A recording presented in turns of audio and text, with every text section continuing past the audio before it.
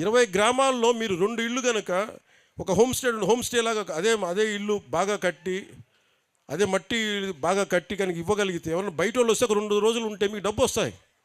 మీ చిన్న చిన్న గ్రామాలకి డబ్బు వస్తాయి.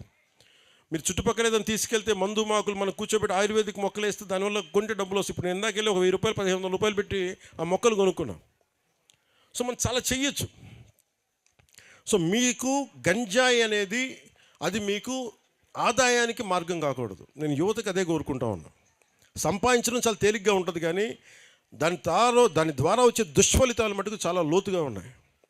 అందుకని ముఖ్యంగా అందరూ ఉన్నారని నేను చెప్పట్లేదు, కానీ గంజాయి సాగు చేస్తున్న యువతకి నా అప్పీల్, నా విన్నపం ఏంటంటే, దయచేసి మీకు ప్రత్యామ్నాయ మార్గాలు కల్పిస్తాం. దాన్ని కొంచెం మీరు ఆలోచించి దాన్ని దయచేసి ఎంకరేజ్ చేయకుండా మీరు దృష్టిలో ఉంటారని నేను మీకు వేడుకుంటా ఉన్నాను. ఒక్క నిమిషం చెప్పండి, మళ్ళీ చెప్పండి. పంట రేటు పెంచాలా? ఓకే, నాకు అర్థమైంది. కాఫీ, పసుపు, ఈ మిరియాలు, స్పైసెస్ అన్నీ మనకేం లే. 1000 గజాల్లో కూడా చాలా ఒక 4 మంది బతికే అంత ఆదాయం ఉంటుంది. నీటి సమస్య లేదు. మొక్క మొలవని చోట కూడా నీటిని పట్టుకోగలరు. గాలిలో ఉండే తేమని ఇలాగే మన బంతి ఎలా కట్టారో, బంతి దారాలు ఎలా కట్టారో, బంతిమాల అలాగే చైన్లు వేలాడి తీస్తే ఆ గాలి వెళ్తూ ఆ తేమలో, గాలిలో ఉన్న తేమ పట్టుకునేది నీటిని పట్టుకునే టెక్నాలజీ కూడా ఉంది. మన గిరిజన గ్రామాల్లో మనకి ఇంత నీటి గేట్లు ఉన్నాయి. నీటికి ఇబ్బంది పడతా ఉంటే నిజంగా దీనికి కావాల్సింది ఏంటంటే, మీకోసం త్రికరణ శుద్ధిగా పనిచేసే వ్యక్తులు కావాలి మీకు. మనకి ముఖ్యమంత్రి గారు ఉన్నారు, నేను పని చేయడానికి నేనున్నాను మీ దగ్గర. మీ కష్టాలు నిన్న విజయనగరంలో కూడా చెప్పాను.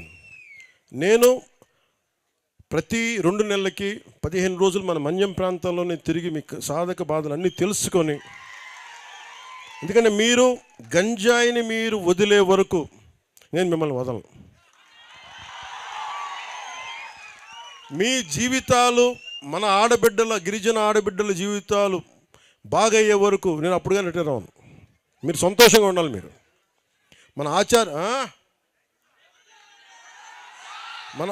ఎందుకంటే నాకు గిరిజన ఆచార వ్యవహారాల మీద అపారమైన నాకు గౌరవం. నాకు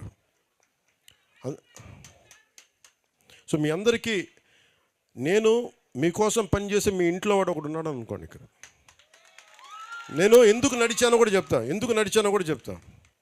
నేను కలెక్టర్ గారు కూడా అన్నారు, ఎందుకు సార్ కొంచెం మనకి ఎందుకు అంటే, నాకు ఇక్కడ రావడానికి డీజీపీ గారు కూడా సముఖం చూపించలా. మబ్బు పట్టేసింది, ముసురుగా ఉంది, లేదంటే మనకి ఫాగ్ ఉంది, మంచు తెరలు ఉన్నాయి, లోపలికి వెళ్ళాలి, ఎలాంటి ఇబ్బందులు ఉంటాయి, మాకు రైట్గా లేదనేది నాకు ఒత్తిడి పెట్టినా, మీరు కావాలంటే తర్వాత వెళ్దురు కానీ మళ్ళీ అంటే నేను చెప్పాను, ఈరోజు అనుకున్నా మా వాళ్ళ కోసం నేను ఈరోజే వెళ్తాను. అంటే ఒక మంచి పని చేయడానికి ముహూర్తాలు ఉండవు. రోడ్డు వేయటం మంచి పని, దాహం తీర్చడం మంచి పని, అంగన్వాడీ బిల్డింగ్స్ కూలిపోతే వాటిని తిరిగి కట్టడం మంచి పని. మంచి పని చేసేవాడికి ఆపద ఉండదు. ఇదే నా నమ్మకం. ఇక నేను పుట్టినప్పటి నుంచి నేను ఎవరికి ద్రోహం చేసిన వ్యక్తిని కాదు. అందరూ బాగుండాలని కోరుకునేవాడిని, రాష్ట్రం బాగుండాలని తపన పడేవాడిని, దేశం బలంగా ఉండాలని కోరుకునేవాడిని. ఆ బలంగా ఉండాలని కోరుకునేవాడిని కాబట్టి రాగానే మన పంచాయతీలకి అప్పుడు దాకా 200-300 ఉండే మన స్వాతంత్ర దినోత్సవకి జరుపుకోవడానికి ఇచ్చే డబ్బులు 100ని 10,000 చేసాం, 250ని 25,000 చేసాం మనం. అంతే కదా. అంటే నేను మనందరి దేశక్షేమం, సమాజ క్షేమం, మన క్షేమం కోరుకునేవాడిని. సో మేము కోరుకునేదల్లా, మేము ఇక్కడున్న నాయకులందరూ కూడా, వేదిక పైన ఆశల నాయకులు కానీ, ఉన్నతాధికారులు కానీ, అందరం కూడా పనిచేయడానికి సంసిద్ధంగా ఉన్నాం. నాకు మీ నుంచి మిమ్మల్ని కోరుకునేది, మీరు కొంచెం సహకరించండి. ఒకసారి ఒక కొత్త ఆలోచన వచ్చినప్పుడు మీకు ఇబ్బందిగా ఉండొచ్చు, మీరు చెప్పండి. ఇలాంటి సెమినార్స్ ఇలా కూర్చొని మాట్లాడుకుని సభలు పెట్టుకుందాం. మీకు ప్రభుత్వం తరపు నుంచి మీకు ఏమైనా ఇబ్బందులు ఉన్నాయి, లేదంటే నాయకులు తీరు నచ్చలా, అధికారులు తీరుతెన్నులు నచ్చలా, మీరు మొహమాటం లేకుండా చెప్పండి. నన్ను ఎన్నోసార్లు తిడతారు కదా, నువ్వు సరిగ్గా చేయలేదు, నేను భరిస్తాను. ఎందుకు భరిస్తానంటే, నేను పని చేయడానికి ఒప్పుకున్నా, ఒకసారి లేనప్పుడు, కుదరినప్పుడు కూడా నేను చెప్తాను మీకు. ఇది డెమోక్రసీ, ఇది ప్రజాస్వామ్యంలో మనం ఏం చేయగలం, ఒకరినొకరు మాట్లాడుకోవాలి. ప్రభుత్వాన్ని నడిపే వ్యక్తులు వాళ్ళ సమస్యలు తెలుసుకోవాలి. మీ సమస్యలు విన్నప్పుడు కూడా మేము ఎంత అసాధ్యాలు కూడా మేము చెప్తాను మీకు. అందుకనే కొన్నిసార్లు వెంటనే రోడ్డు వేసామంటే వెంటనే రోడ్డు వేయడానికి టెండర్ పిలవడానికి 45 రోజులు పడుద్ది. అందుకే నేను చెప్పాను ముందస్తుగా కొన్ని రోడ్లు ఏమేమి చేయగలరో చేసేయాలంటే ఇలా మనకి ఆగమేఘాల మీద చేస్తున్నాం అది. అందుకని మీ సహాయ సహకారాలు కావాలి. ఇందాక అడిగి ఒక్కొక్కరితో మాట్లాడుతున్నాం. మాకు ఇక్కడ జూనియర్ కాలేజ్ లేదు, ఇన్ని మండలాలు కలిపి ఇన్ని జూనియర్ కాలేజ్ లేదు మా మండలం కంటే. 16 ఎకరాల స్థలం ఇచ్చారు అంటే వెంటనే చెప్పాను జూనియర్ కాలేజ్ కావాలంటే మన నిధులు మాట్లాడదాం, జూనియర్ కాలేజ్ కూడా ఏర్పాటు చేద్దాం దీనికి. ఇవి నేను రాజకీయాల్లోకి రాకముందు నేను నేర్చుకుంది ఏంటంటే ప్రజల దగ్గరికి వెళ్ళినప్పుడు సమస్యకు పరిష్కారాలు దొరుకుతాయి. అందుకే నేను ఎప్పుడు మీతో మమేకం అవడానికి సిద్ధమవుతాను. నేను కోరుకునేదల్లా ఈ సభాముఖంగా మీరు నా మీద పడకుండా కనుక నన్ను ఇంటరాక్ట్ అయితే నేను ఇంకా ఎక్కువ పని చేస్తాను.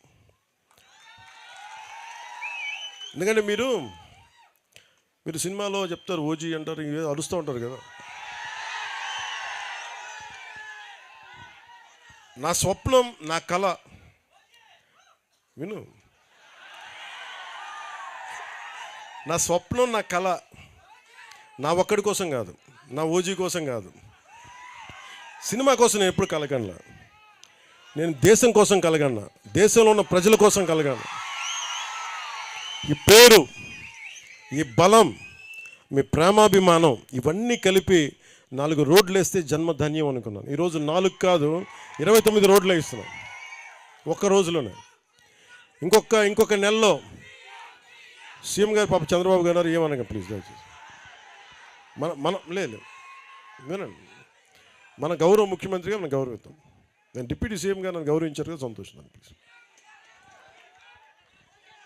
ఏమవుతాయంటే వేదిక పైన నాయకులు ఉన్నారు, వాళ్ళకి ఇబ్బంది పడకూడదు కదా, మీ దగ్గర నడిపించారంటారు కదా, నన్ను తిడతారు మళ్ళీ. ముఖ్యమంత్రి ఎవరని కాదు, ఎవరు బాగా పనిచేశారు. ముఖ్యమంత్రి గారు ఆయన అనుభవం చాలా కీలకం, చాలా కీలకం.